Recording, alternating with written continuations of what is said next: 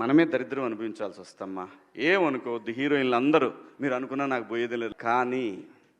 కానీ మీ అందం చీరలోనో, మీ అందం నిండుగా కప్పుకునే బట్టల్లోనే ఉంటుంది తప్పితే సామాను కనపడే దాంట్లో ఏముండదమ్మా.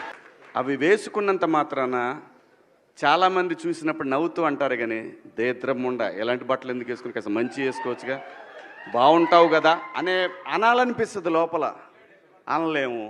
అంటే మళ్ళీ స్త్రీ స్వాతంత్రం లేదా, స్వేచ్ఛ లేదు. స్త్రీ అంటే ప్రకృతి, ఎంత అందంగా ఉంటే అంత గౌరవం పెరిగిద్ది. ఈ ప్రకృతి అద్భుతంగా ఉంటుంది. అలాగే స్త్రీ మా అమ్మ చక్కగా ఎప్పటికీ గుండెల్లో కనపడతా ఉంటుంది. ఒక సావిత్రమ్మ కానీ, ఒక సౌందర్య కానీ. నమస్కారం. మొన్న శివాజీ గారు మాట్లాడిన మాటల్లో 100% కరెక్టే మాట్లాడారు. ఆయన మాట్లాడిన ఈ రెండు మాటలే అవి కొంచెం ఏదో తప్పుగా అనిపించినాయి. కానీ ఒకటి, అనసూయ గారు ఉన్నారంటే ఈ రోజున ఆవిడ ఎందుకు ఇంతమంది మహిళలు ఆంధ్రప్రదేశ్లో, భారతదేశంలో ఉండగా ఎవరు మాట్లాడని లేనిది ఈవిడికే ఎందుకు వస్తుంది అంటే, ఈవిడి పొట్టి డ్రెస్సులు వేసుకుంటుందని ఈవిడ ఒకరిదానికే గుచ్చుకుందా ఏంటో నాకు అర్థం కావట్లేదు.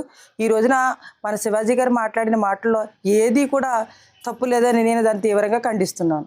ఆడవాళ్ళు చీర కట్టుకుని సాంప్రదాయంగా ఉండాలని చెప్పారే తప్ప అతను వేరే దుస్తుల కోసం కానీ, వేరే విషయాల్లో కానీ ఏమీ మాట్లాడలేదు. ఈ రోజున నిజంగా చెప్పాలంటే సినిమాల్లో ఎన్నో రంగాలుగా, ఎన్నో విధాలుగా డ్రెస్సులు వేసుకుంటున్నారు. పూర్వం సినిమాల్లో స్కిన్ టైట్ వేసుకుని దాని మీద లగ్న బట్టలు కనిపించేలా వేసేవారే తప్ప ప్రత్యేకించి వేసేవారు కాదు. ఈ రోజున మరి అనసూయ గారికి ఎందుకు బాధ కలిగిందో నాకు అర్థం కావట్లేదు.